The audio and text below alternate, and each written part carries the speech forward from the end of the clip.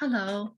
In this section, in this episode, we're going to talk about how to determine the range of a quadratic function by formula. Some of you might be familiar with this or had learned this before, or some of you may have not. Okay, the previous two episodes is using, completing a square to determine the vertex and then to determine the range of a quadratic function as a result. If it's important for you to master that method, and which takes practice. And the other way to determine the vertex is using a formula. Okay, so suppose we have a quadratic function, ax squared plus bx plus c, and the x coordinate of this quadratic formula is b over 2a. And the k is going to be f of h. And with h and k, we will have the vertex. Okay, so this is the vertex. And depending on whether the parabola opens up or opens down, we can determine the range as a result. Of course, the domain is all the same. Domain is always all real numbers. Okay, so we're not going to worry too much about the domain. We're just going to determine how to determine the range by formula. Okay, and we're going to see some examples. But before we see these examples, and we want to put together, so after h and k is determined, okay, and we will be in this form of x minus h squared plus k. So we get that perfect square form of the quadratic function, okay, partially perfect square form. For example, okay, in this function, a is 1, b is 2, c is -3. And the h will be negative b over 2a. b is 2. 2 times a is 2 times 1. So this will give us -1 right there. So h is determined. K will be substituting x. Okay, substitute the input x by -1. And we're going to substitute x by -1 in all of these expressions right here in the function, and then evaluate. And you get -4. So h is determined, k is determined. And as a result, okay, so this function will be equals to, with the perfect square form, okay, a is 1. So is x minus -1. Oh, -1 squared plus k is -4. And as a result, we're going to get x plus 1 squared minus 4. And the vertex is also determined along the way, okay, which is -1, comma, -4. Input, output, x, comma, y, h, comma, k. Okay, so when we have this form, of course, we can do the graphing, which is, this is the same example we did earlier in the previous two clips. And you can see the transformation, and which determines, this is the formula determines the range. And the range, of course, is still from -4 to +infinity. And the entire function, no matter what's the input, the output is always at least -4. Okay, so let's look at the second example. The second example, okay, is that without having to do quadratic, the perfect completing a square form, we just follow the formula. Okay, so here A is -1, B is 4, C is -3. We don't really need C though, right? And the H will be negative B over 2A. And we're going to substitute B by 4, A, so 2 times -1. A is a -1. Okay, so let me make the font just a little bit larger. So you can see the negative sign. And evaluating of this expression, we're going to get 2. So H is 2. K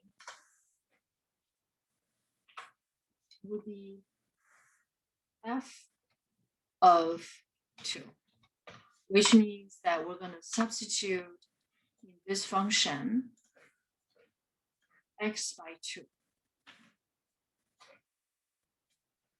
and evaluate it.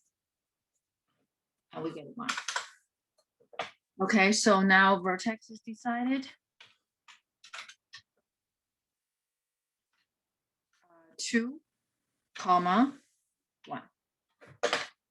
Okay, and also the original quadratic function form is written, can be written differently, which is going to be negative, okay, which is A, x minus 2 squared plus 1. Okay, and it will go through the same transformation process, and we determine the range. The range is for any real number, x, f of x is always going to be less than or equals to 1, which is depicted by this final curve. It's much convenient if you remember the formula. Let me give you another example. Arbitrary case, okay? Example number 3.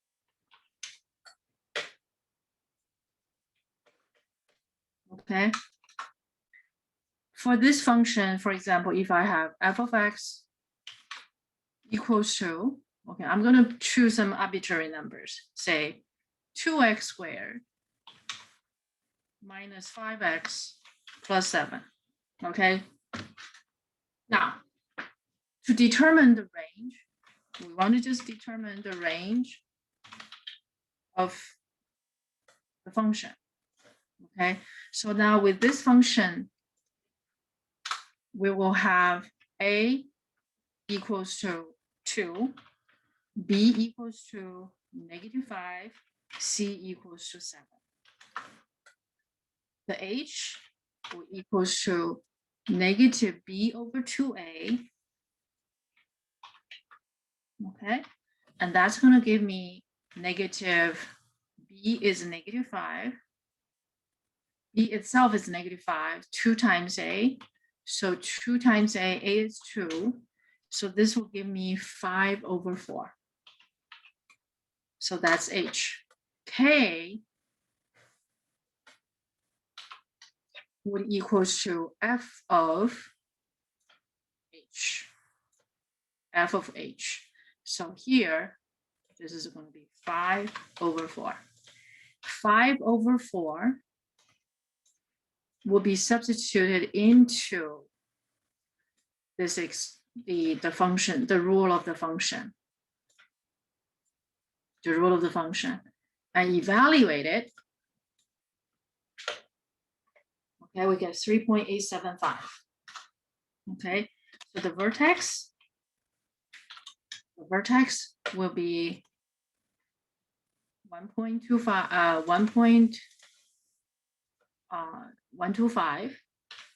Okay, 7.875. You can use decimal or fraction form, whichever form you prefer. Okay, if you like the decimal form, you can do the decimal form, right? 1.25. Okay, otherwise, either one is fine. Either one is fine. To be consistent, Okay, you may like to write your numbers in a consistent form. Then you're gonna write it this way, or both in fraction form, right? Both in fraction form. You can transform the 3.875 to fraction form. And as a result, this quadratic function will be written as in the perfect form, yeah, with the perfect square. Okay, so that's going to be 1 minus, or x minus 1.25 squared, squared plus 3.875. And the vertex is determined, and you can do we can do the transformation. We can do the transformation. The transformation will be, okay, first of all, we're going to do the x squared. So let's go through this process one more time.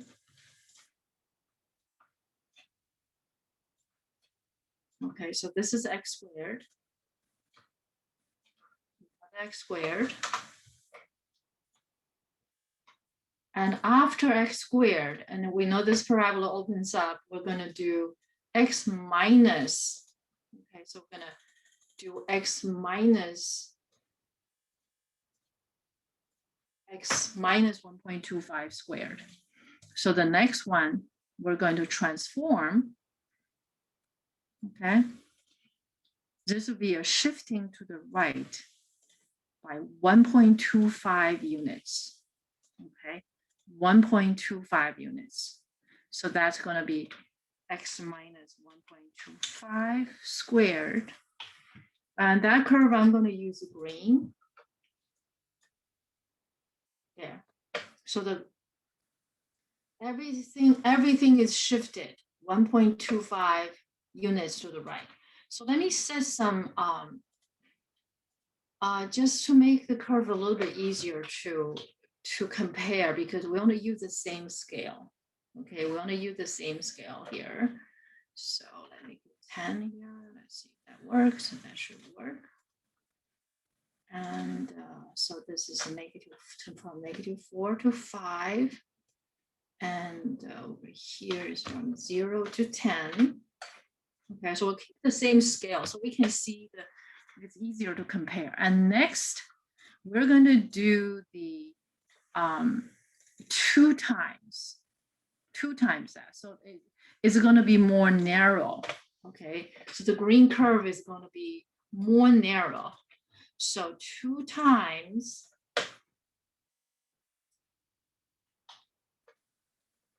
x minus 1.25 squared. Okay, so we're going to see the consequence of that. It's going to be, I'm going to use a purple color, or maybe the light blue color. Okay, you can see it's more narrow. This is the green. I'm sorry, this is the blue. This is the blue. And finally, we're going to add 3.875. This is going to be a shifting up of the blue curve by 3.875 units.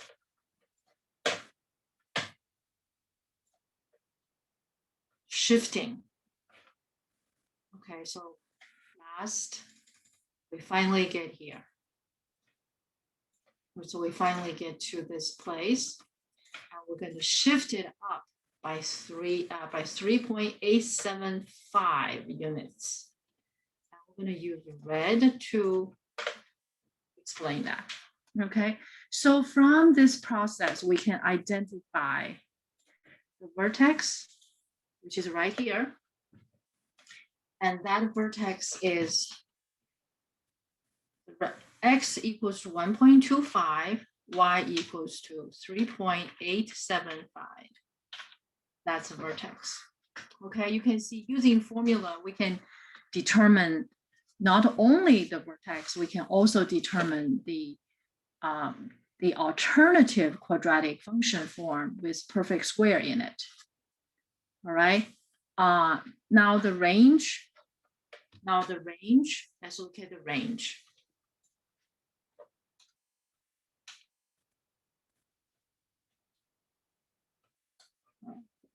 range. Okay, the range would be, let's see, this is misplaced. Let me rewrite it. Okay, the range is, so from this point, this is the vertex, 1.25 and 3.875. And the range, this parabola opens up. So it's going to be from 3.875 to positive infinity. Okay, 3.875 comma to positive infinity. In another words, okay, in another words, that is the function.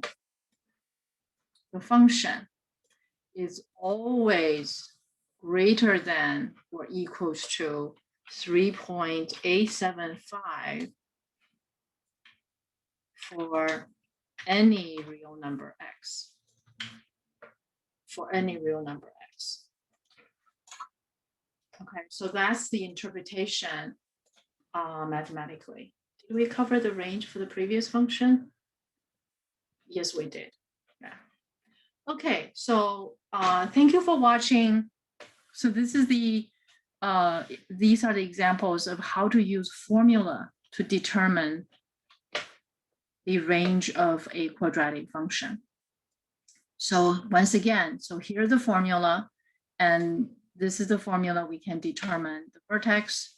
And in turn, we can find the quadratic form with a perfect square in it. All right, I'm going to stop the recording. Thank you for watching.